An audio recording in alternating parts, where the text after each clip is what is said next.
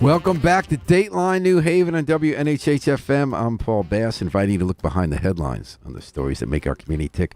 All eyes are on Georgia today as the fate of the nation's U.S. Senate is in the balance in a U.S. Senate runoff election. And two New Haveners are there in the trenches on the ground trying to make a difference in that election. Daryl Brackeen, Westville Alder, and Jawan Carter. Welcome. They're taking a break from trying to round up the vote. Good morning, gentlemen, and thank you so much for joining us. Good morning. Good morning. That's Daryl, and you're good, Jawan? Yeah. Good afternoon, y'all. So it's a runoff between Democrat Raphael Warnock and Republican Herschel Walker. We decide whether Democrats will have 51 or 50 votes in the U.S. Senate after today.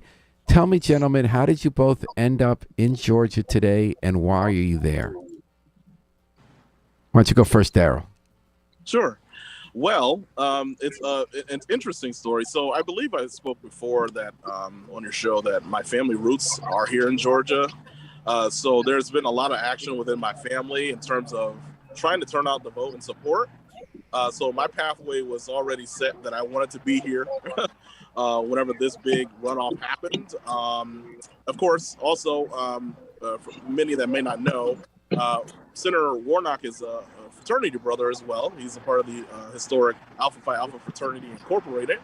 And there have been a lot of efforts going on between the HBCUs, the historically black fraternities and sororities, as well as movement supporters such as Unite Here and Black Voters Matter. And which network brought you down? Who arranged your visit, and whom were you working with? Yes. So ultimately working with the Georgia Democrats as well as Unite Here. And what do they have you doing, Daryl?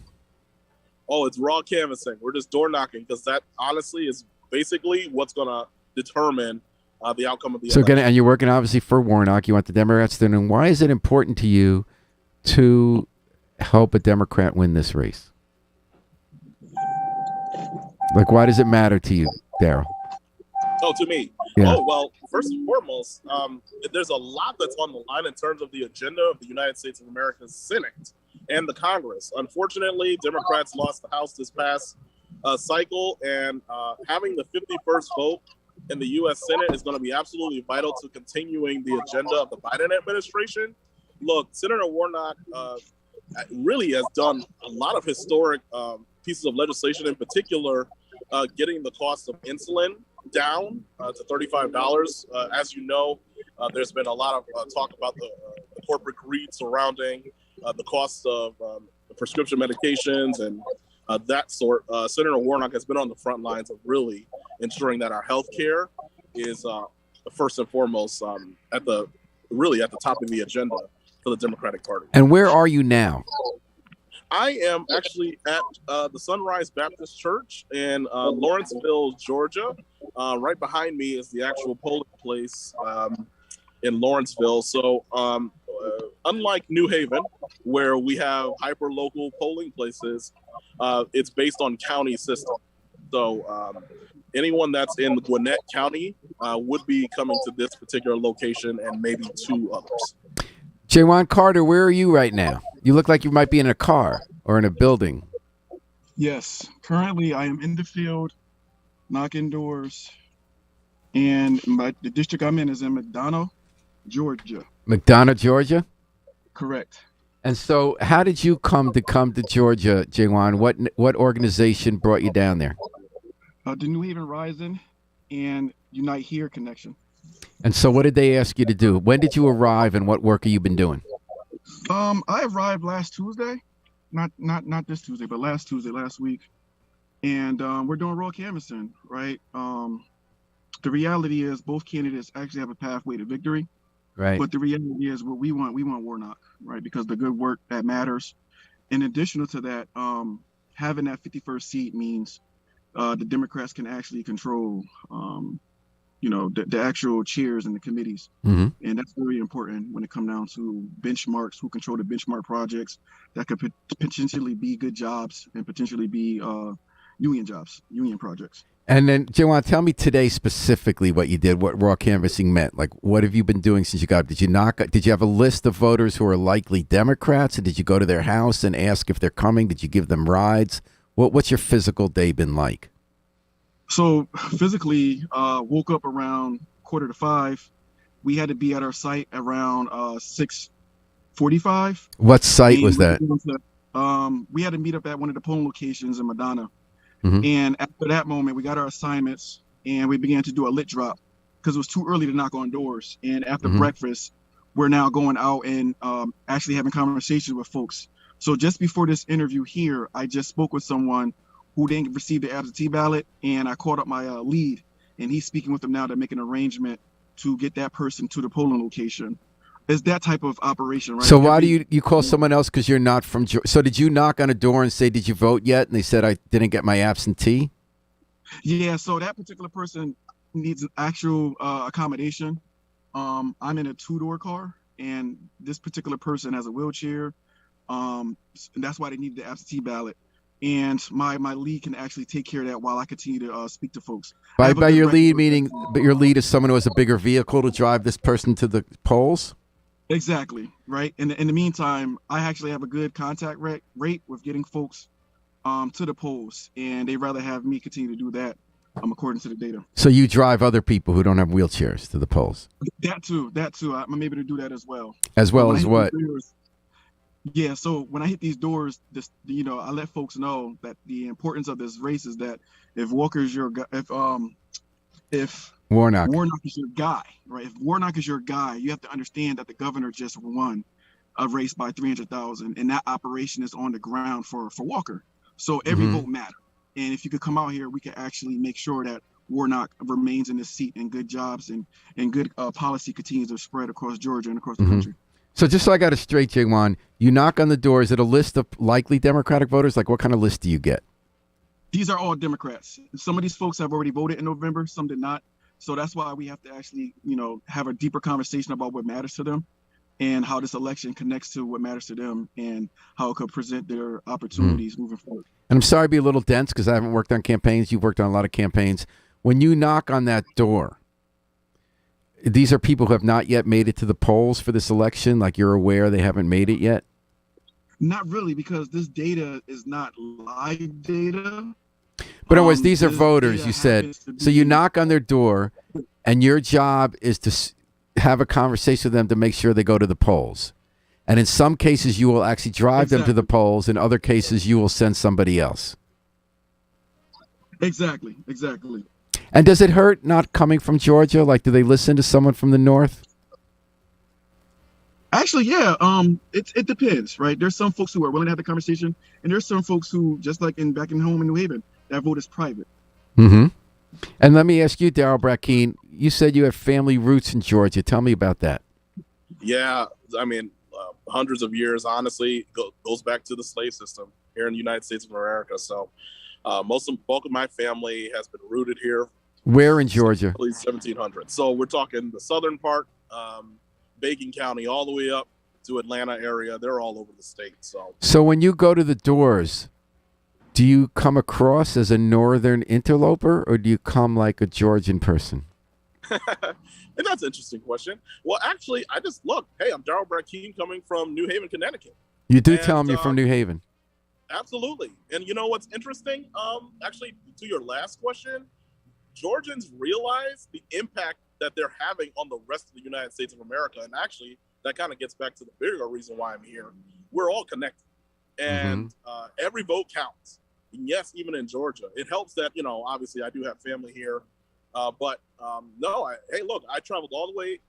Basically, I drove down 20 hours down this way to ensure that you were able to vote. And that oftentimes is like, wow, people are pretty impressed by that. But no, every vote counts and we're all connected at the end of the day. That's so interesting, Darryl.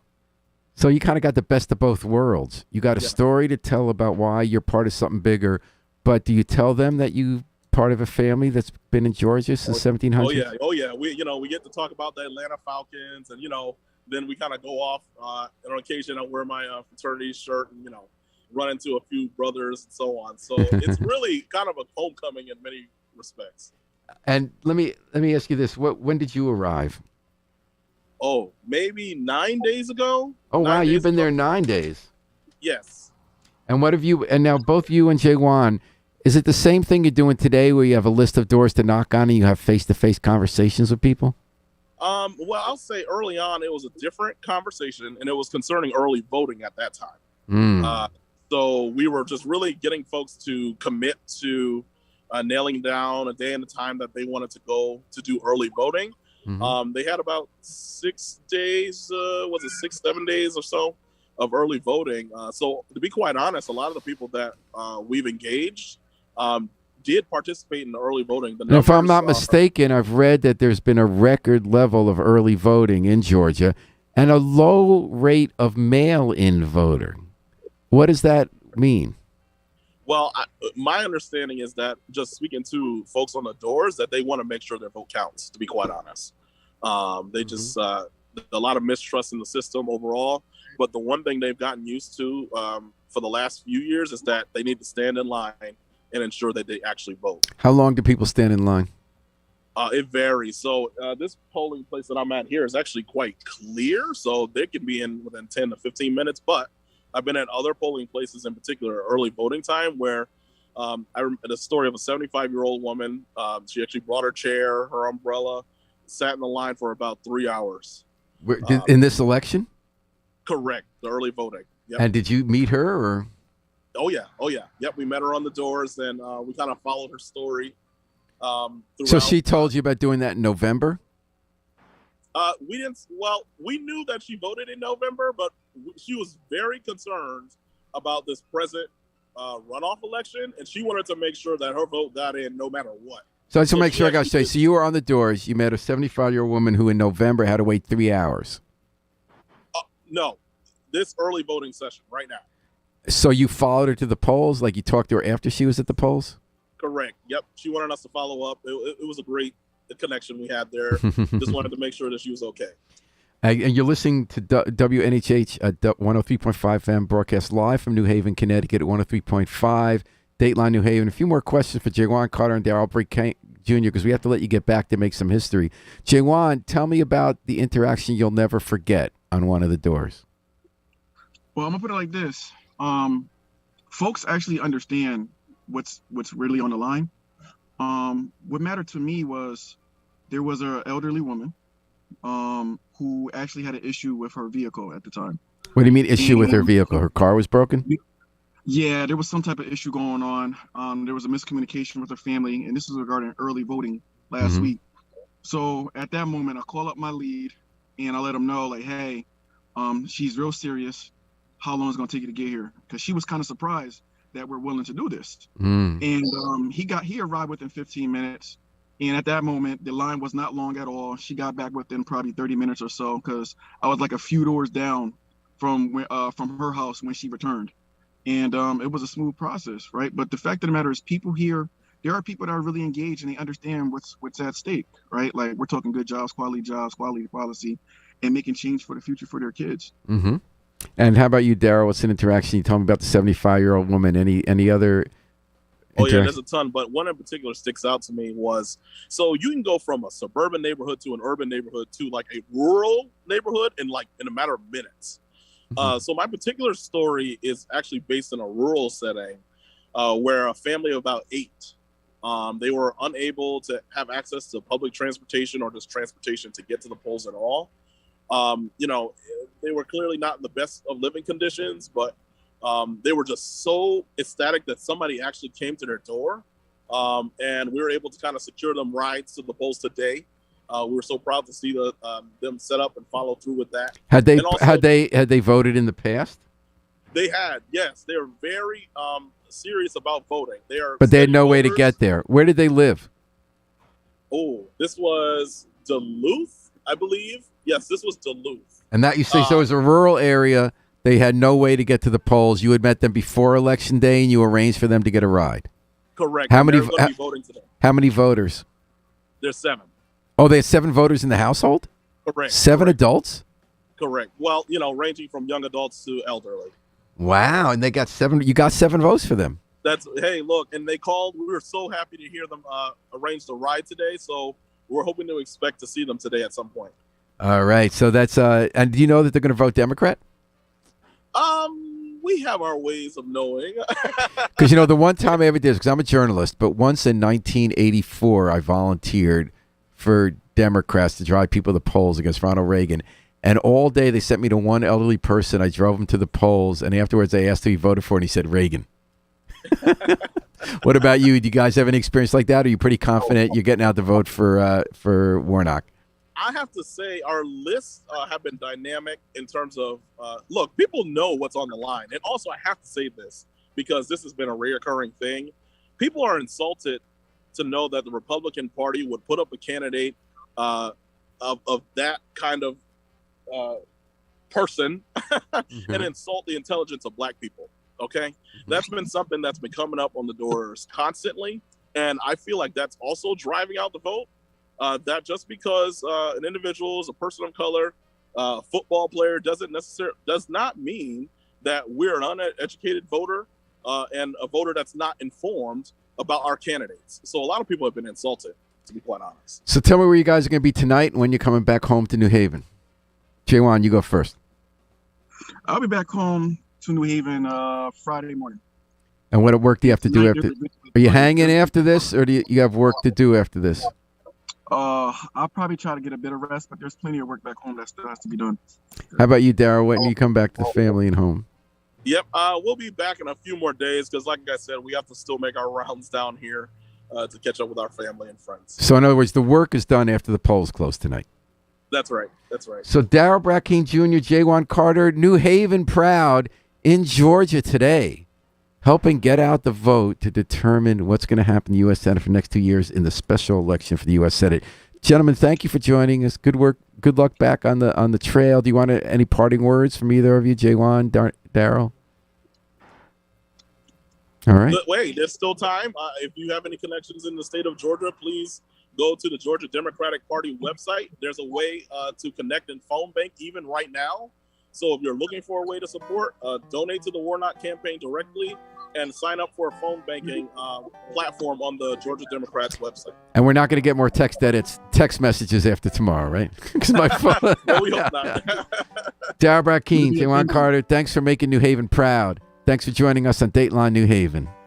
And we're going to take it out with the Afro-Semitic Experience performing I Wish I Knew How It Feel to Be Free from the group CD A Plea for Peace. And this is Paul Bass inviting you to fly free with us all day and all night at WNHH New Haven's home for community radio.